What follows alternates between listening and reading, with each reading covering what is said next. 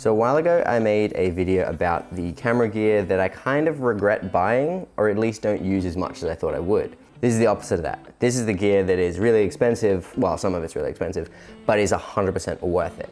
And we're gonna just start off with, I think this might be my most expensive piece of gear, like singularly, the Sony 70-200 G Master Mark II. So this is f2.8 G Master. It came out, I think, like a couple of years ago now, but it's a phenomenal lens. I don't really have anything bad to say about it, really. It's f2.8, 70-200 is a great focal length for a lot of disciplines. I use it a lot for even shooting stuff like this. I would normally be using it right now if I didn't want to talk about it in the video. And one of the really good things about it, apart from it being just a optically really good lens, there's no chromatic aberration, there's very minimal focus breathing. Yeah, it's just a very clean lens. Because it's telephoto, it also has this tripod collar, which means I can easily rotate it to vertical. It's so much easier to shoot vertically on this than on any of my other lenses, because I don't have to worry about mounting the camera vertically. I can just mount this normally and then turn the camera around the lens collar. So yeah, this costs about the same as my Sony a7 IV and more than my FX30, and that's fair. It's a very, very good product, very good lens. I use it all the time. It's just a little bit too tight sometimes for a lot of shots. Like if I want to have the camera this close to me, I obviously can't shoot it at 70mm, and I don't use it that often on the FX30 because the FX30 is a crop sensor camera, so it's going to be more like a 105-300, which very often can be too tight. And the reason that I got it when I did was because it was on like a $600 off special or something like that. It was like 20% off, something around that, 15 maybe. So I was tossing up between this and the 50mm 1.2 G Master. And honestly, I feel like now I might have gone with the 50mm G Master just because that is a lens that I do still really want. But at the time, I was shooting a lot more like sports photography and just doing more photography in general. I don't do that much photography now. But yeah, it made more sense to get this because I feel like it would have been more useful to the stuff I was doing at the time. Another quick honorable mention is actually this lens over here, the Sigma 24-70 f2.8. I use it all the time. It basically lives on my FX30, and I wasn't actually going to be using it right now. I was going to shoot on the 85, but I only have one step-up ring for 67 to 82mm, and both the 20mm and the 85mm Sony lenses are 67mm, so I couldn't use a filter on both, because right now I have an ND and a mist on both of these, so I had to use this lens for this shot. It wasn't in my plan to get a 24-70, but it just made sense to, and I made a whole video about that a while ago. If you haven't seen it, go check it out. I talk a lot about 24-70s as a whole, and that one in particular as well. The next thing on my list is the Rode Wireless Pro. Now, this only came out, I don't know, a handful of months ago, and I think I got it like a month or two after it came out, and it has surprisingly changed so much of how I do things. I used to, you know, I have a boom mic right here, the Rode NTG1, but in my space here in this room and actually in my studio that I don't use as a studio that much because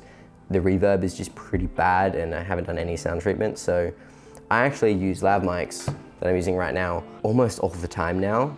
And the 32-bit float on these is just so good compared to any internal recording on the camera, because that's only 24-bit. So I went from, I would really only use the Rode Wireless Go 2 if, you know, I needed to have a mic clipped to me, and then even then I didn't have a lav, so it would just be the transmitter itself. But yeah, the Rode Wireless Pro, like it comes with so many accessories. There's a whole like little case of accessories.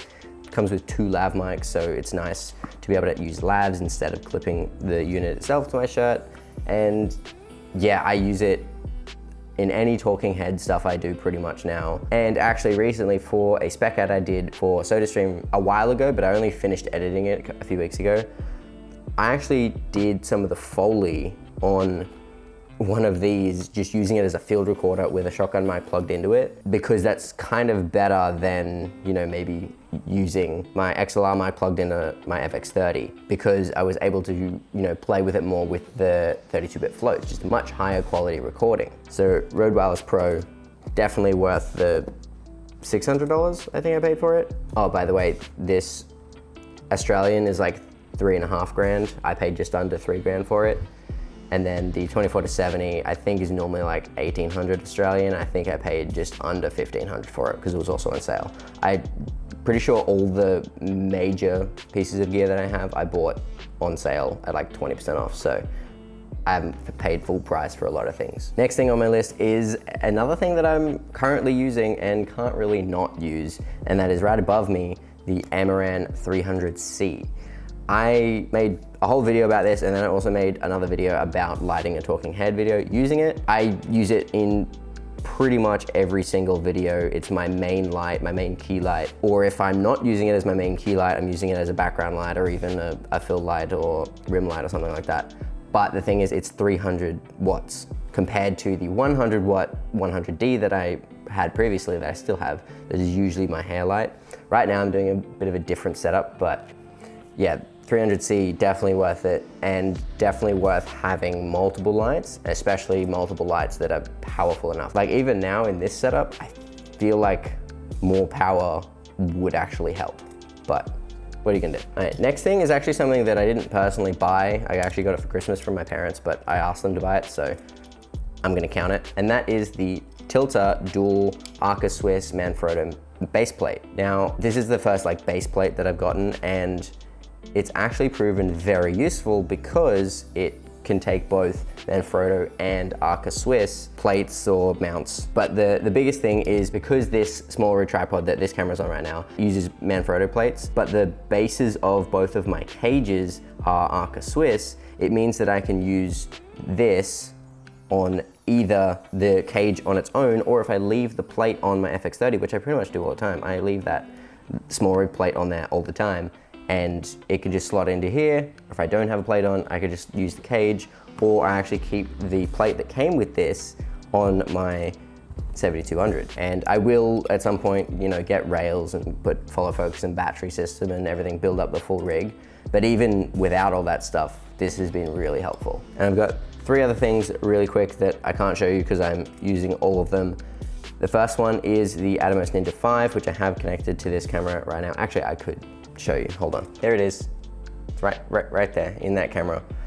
Yeah, it's just plugged into my FX30 right now, and I use it to monitor myself for pretty much everything. And then if I obviously build up an actual rig to shoot something else, then I'll put it on the top of my FX30. And yeah, just having an external monitor is very useful, especially when shooting in log, because I can either put a LUT or even most of the time I just monitor in HLG because it looks the best. The Atomos Ninja 5, I don't think it necessarily needs to be that one.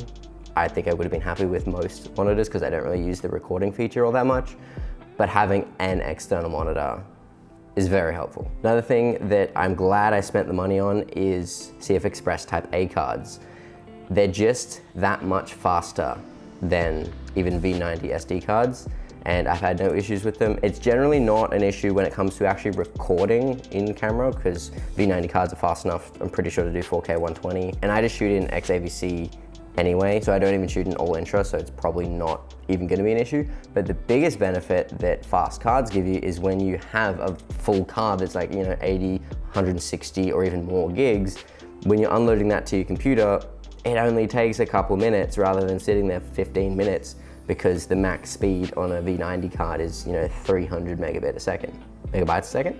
Megabytes a second. And even then, it's not gonna actually hit that. And the last thing I'm gonna mention, I did actually mention before, is the small rig cages that I have on both my A7 IV and FX30. It's just very helpful. I shouldn't have to explain how useful cages are, especially for video or if you're gonna rig stuff up. I actually have a small rig hand strap on both of my cameras because I don't like not having a strap, and no way I'm gonna use a neck strap.